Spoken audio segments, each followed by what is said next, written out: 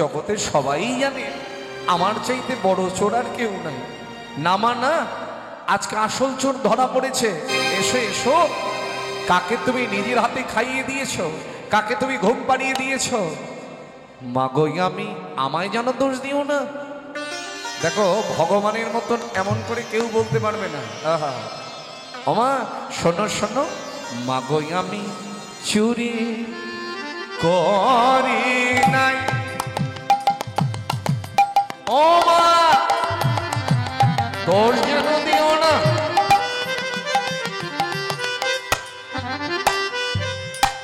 মাগো আমি চুরি করি নাই। ও মামা না গো না, মাগো আমি চুরি করি নাই। ও মামা না গো না, মাগো আমি চুরি করি না। দেখো মা দেখো দেখো দেখো, ও করে ওই দেখো, ও করে মা নাড়ু চুরি। আর আমি শুধু ধরাই পড়ি মা।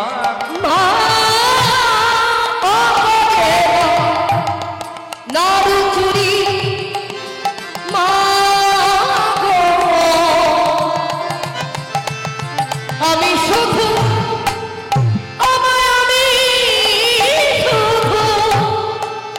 আমি শুধু ধরা পড়ি।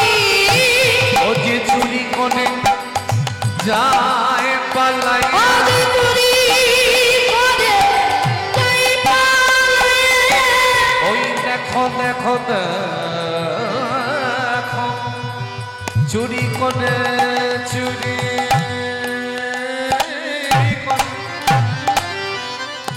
চুরি করে মা।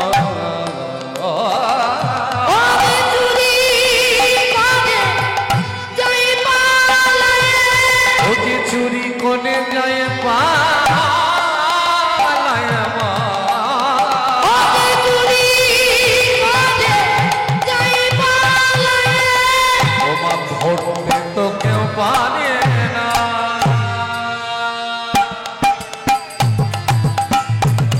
চুরি করি নাই, মাগো আমি চুরি করি নাই। ও মামা মাগো না, মাগো আমি চুরি করি নাই। গুরুমা এসে দেখছেন সুদামার এক হাতে নাড়ু আর এক হাতে কড়াই ভাজা। আরে নিজের কোলের ছেলেকে হারিয়ে আমি তোকে পুত্র বলে মেনে নিয়েছিলাম, আর তুই কিনা শেষ পর্যন্ত এই প্রতিদান দিলি। আমি তোর কোনো কথা শুনবার আগে এই মুহূর্তে তুই গুরু আশ্রম ছেড়ে চলে যা। পারবেন? ভগবানকে ভালোবাসতে পারবেন? এরকম হলে পারবেন? আপনাদের কেন বলবো, আমি পারবো। কষ্ট হবে না, অভিমান হবে না, দুঃখ হবে না, যন্ত্রণা হবে না। যে যাকে সর্বস্ব প্রদান করলাম সেই আমায় চোর অপবাদ দিয়ে আশ্রম থেকে তাড়িয়ে দিল। জানবেন ভগবান যেটা করবে সেটা মঙ্গলের জন্য।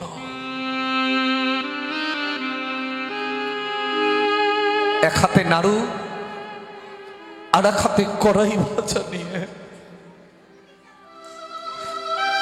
সখা কৃষ্ণের কাছে এসে দাঁড়িয়েছেন।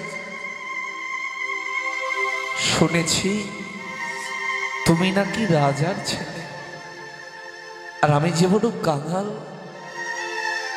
তোমার আর আমার মধ্যে অনেক তফাৎ গো। জীবনে কারোর জন্য চুরি করি নাই কোনোদিন, তুমি সুখ পাবে বলে তোমার জন্য চুরি করেছি। গুরু মামাই তাড়িয়ে দিয়েছে, তাতে আমার কোনো দুঃখ নাই। আমার দুঃখটা কোথায় জানো? আমি কাল থেকে যে তোমার বদনখানা দেখতে পাবো না, আমি যাবার সময় তোমার চরণ ছুঁয়ে প্রতিজ্ঞা করে গেলাম, আমার জীবনে যত দুঃখ কষ্ট যন্ত্রণাই আসুক, আমি কোনোদিন তোমার কাছে কিছু চাইব না। ঠিক এমন সময় গুরুদেব শান্তিমণি মুনি চিৎকার করে ডাকছেন, সুদামা, সুদামা। এইমাত্র বিদর্ভ নগর থেকে সংবাদ এসেছে, তোমার মাতৃবিয়োগ ঘটেছে সুদামা, তোমার মা মারা গেছে।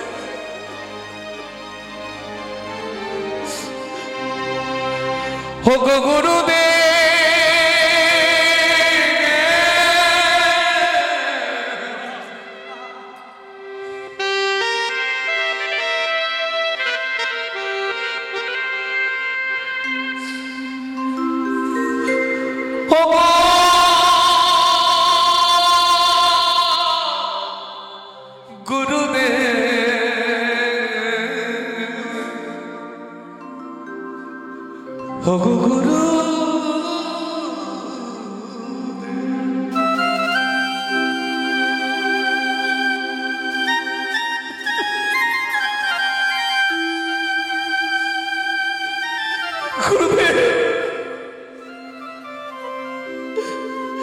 সব হারিয়ে থাকবার মধ্যে আমার মাই ছিল।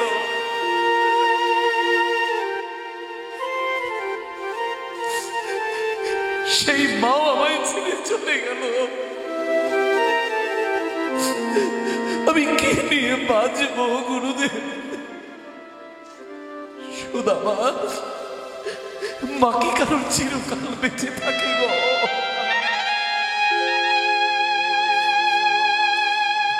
সকলেরই যে একদিন চলে যেতে হয়,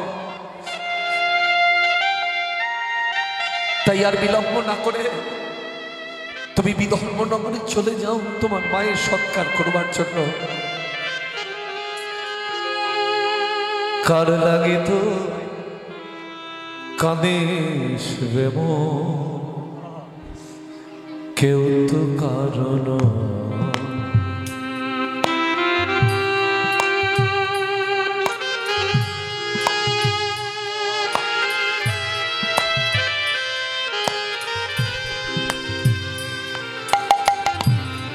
ঘর লাগি তুই কাঁদিস রে মন, কেউ তো কারণ, কেউ তো কারণ। মন কার লাগে তুই কাঁদিস রে কেউ তো কারণ রে মন, কেউ তো কারণ। ভবে দু চার দিনে দেখা সোনারে মনরে, ভাবি দু চার দিনে দেখা সোনারে মনরে, ভবে দু চার দিনে দেখা সোনারে মনরে, ভাবি দু চার দিনে দেখা সোনারে। হে মনরে পথের পরিচয়, হে মনরে পথের পরিচয়, হে মনরে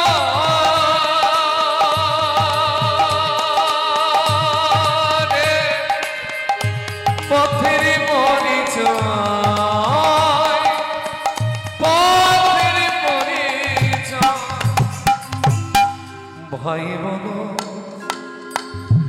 বন্ধু বলো, এ জগতে কেউ তো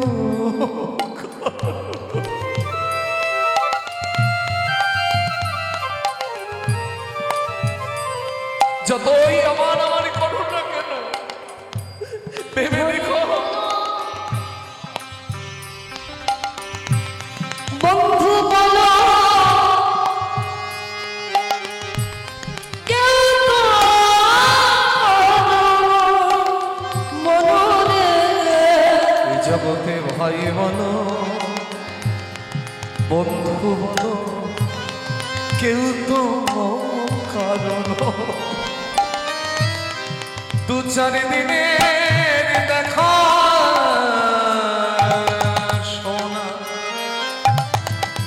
পথের পরিচয় বন্ধনে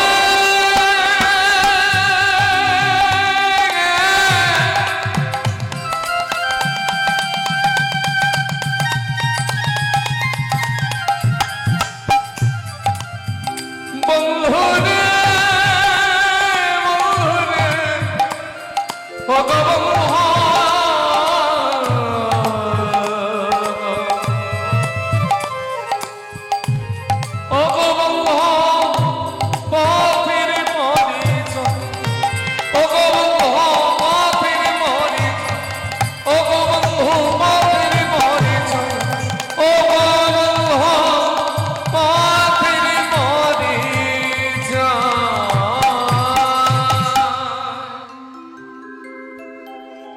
ছুটতে ছুটতে এসে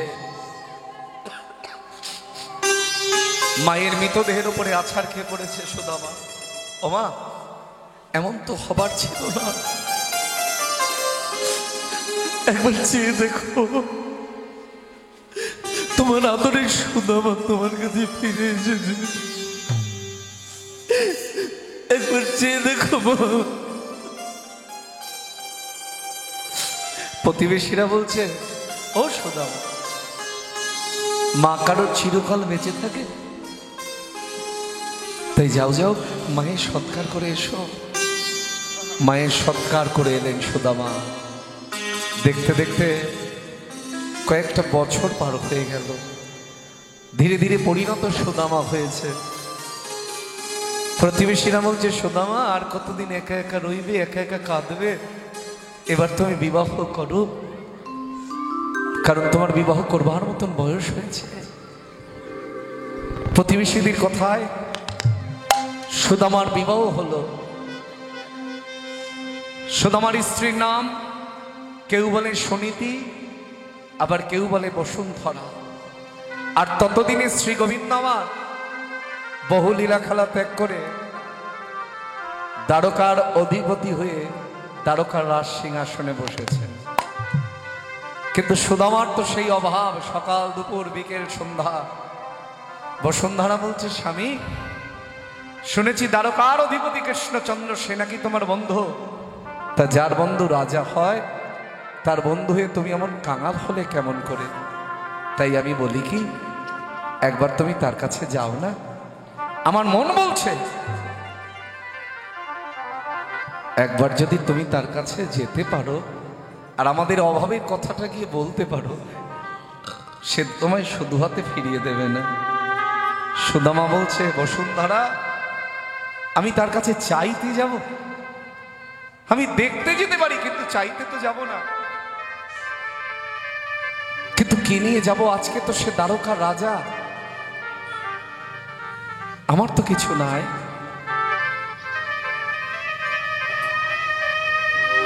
শুনো হে ব্রহ্মণী, তোমারে বলি গো, দ্বারকাতে যদি যায়, যদি রাজ দর্শন পেতে যদি হতে দর্শনী কিছু চাই, দর্শনে কিছু চাই, কি দর্শনী দেব,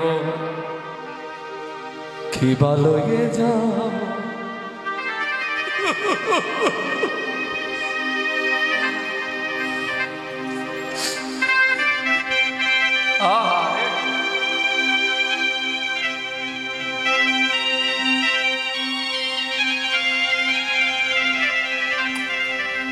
কি নিয়ে যাব? দেখিতে সেই বন্ধু বলে, যেদিকে নেহারি সকলে তাহারে, কে আছে এ ভব সংসার।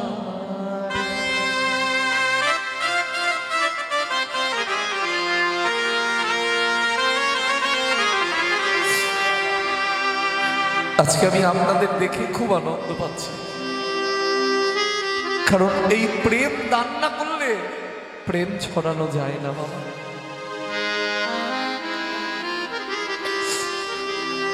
সবাই সুস্থ থাকুন, ভালো থাকুন, কারোর জন্য না কেঁদে কৃষ্ণ বলেই কাঁদুন, কিচ্ছু করতে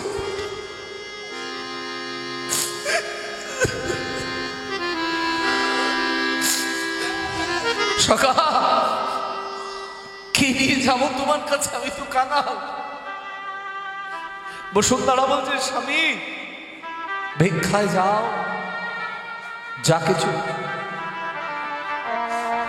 যা কিছু পাবে তাই তোমার সখার জন্য নিয়ে যাবে। বলে ভিক্ষা যদি কিছু না পাই, ভেবো না স্বামী, তোমার বন্ধুর জন্য আমিও না হয় আর একটা ভিক্ষার ছুরি কাঁদে, দুজন দুটো ভিক্ষার ছুরি নিয়ে যদি ভিক্ষা করি, কিছু না কিছু তো জুটবে, তাই নিয়ে যাবে। ইচ্ছাময়ের যে কি ইচ্ছা তা তো কেউ জানে না।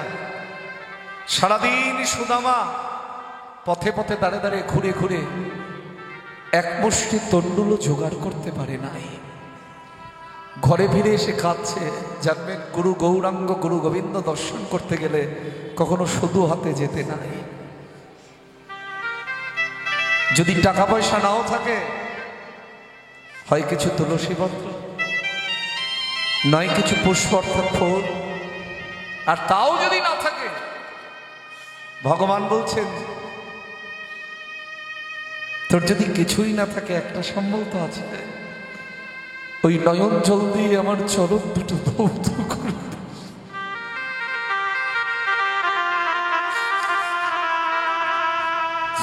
সুদামার ভিক্ষায় কিছু মেলে নাই, বসুন্ধরার ভিক্ষায় কি মিলেছে জানো? কিছু ভগ্ন চিড়ে, ভাঙা চিড়ে।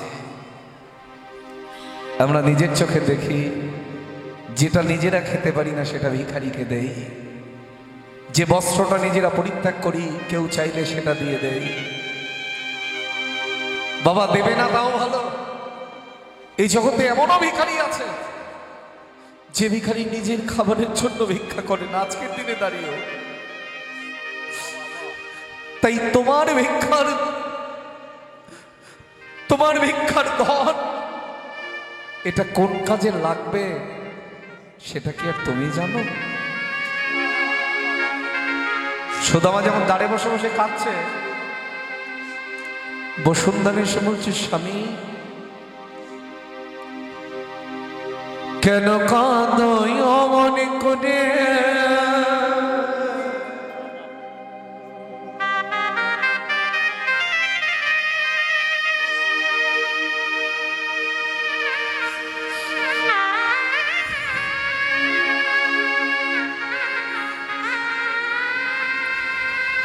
কেন কাঁদো করে?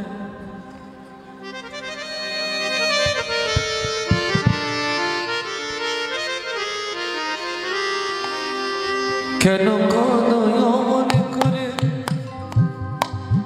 একবারে ভেবে দেখো না,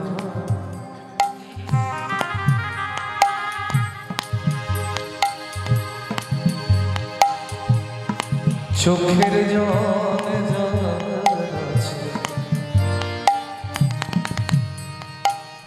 কৃষ্ণ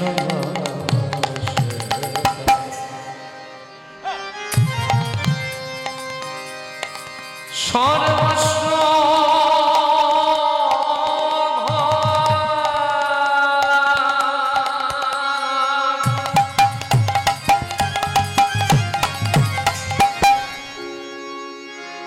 প্রমাণ করে একবারে না কখনো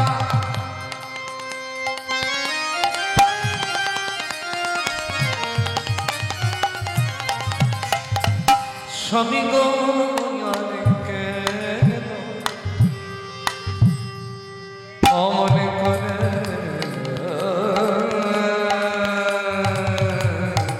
আর কেন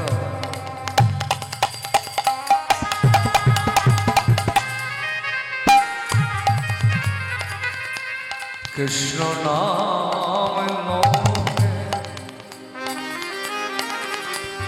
তোমার জন্ম যাইবে সুখে কৃষ্ণ নাম লোকে জন্ম যাইবে সুখে কৃষ্ণ নাম লোকে জন্ম যাইবে সুখে একবার ভেবে দেখো না ভেবে দেখো না কেন কাঁদয় অমন করে কেন কাঁদয় অমন করে ভেবে দেখো না একবার ভেবে দেখো ভেবে দেখো না একবার ভেবে দেখো না। আরে তোমার ভিক্ষায় মেলেনি তাই কি? আমার ভিক্ষায় তো মিলেছে। একটা বস্ত্রখণ্ডের মধ্যে 4 মুষ্টি ভগ্ন ছিঁড়ে ভাবো রাজভোগ দিয়ে ভগবানকে ডাকলো ভগবান ফিরে চেয়ে দেখে আর কাঙালের ভগ্ন ছিঁড়ে ভাঙা ছিঁড়ে ওই বস্ত্রখণ্ডের মধ্যে ছিঁড়ে তার মধ্যে তুলসী পত্র দিয়ে নিবেদন করে স্বামীর হাতে তুলে দিয়েছে। স্বামী দিতেও হলো না চাইতেও কিন্তু হলো না। বসুন্ধরা কি দিলে আমায়? যে দ্বারকার রাজা সে কত ভালো ভালো খায় আর তুমি আমার হাতেই ভগ্ন ছিঁড়ে ভাঙা ছিঁড়ে তুলে দিয়েছ। এক পা দুপা করতে করতে চলেছে, পায়ের নিচে কাটা বিঁধে পা থেকে রক্ত ঝরে ঝরে পড়ছে, তবুও পথ চলা থামে না সুদামার। কাদিয়া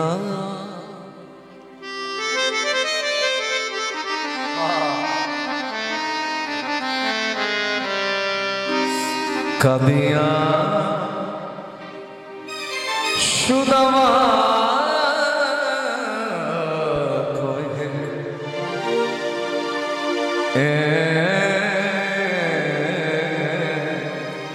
কৃষ্ণ বন্ধু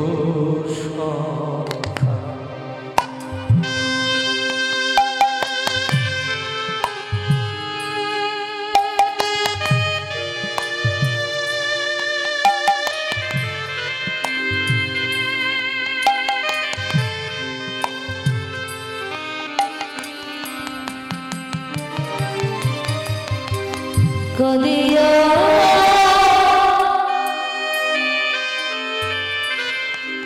সুদা কবে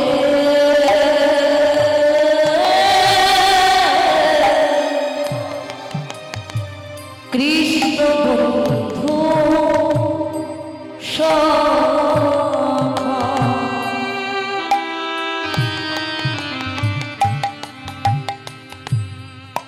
তোমার খেতে বন্ধু বন্ধ আমি চলেছি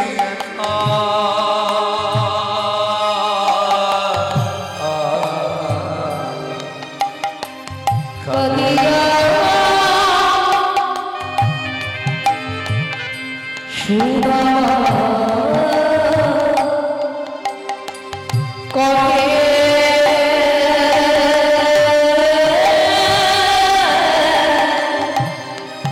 কৃষ্ণ বন্ধু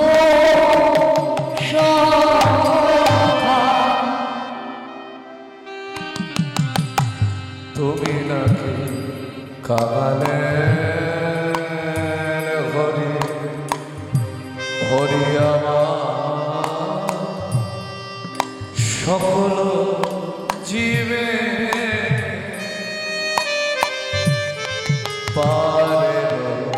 থাকে না।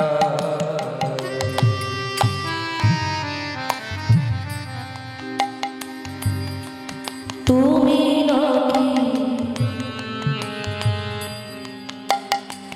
কালে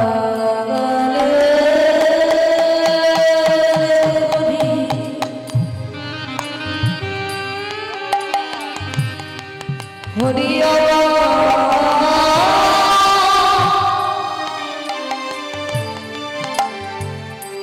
সকল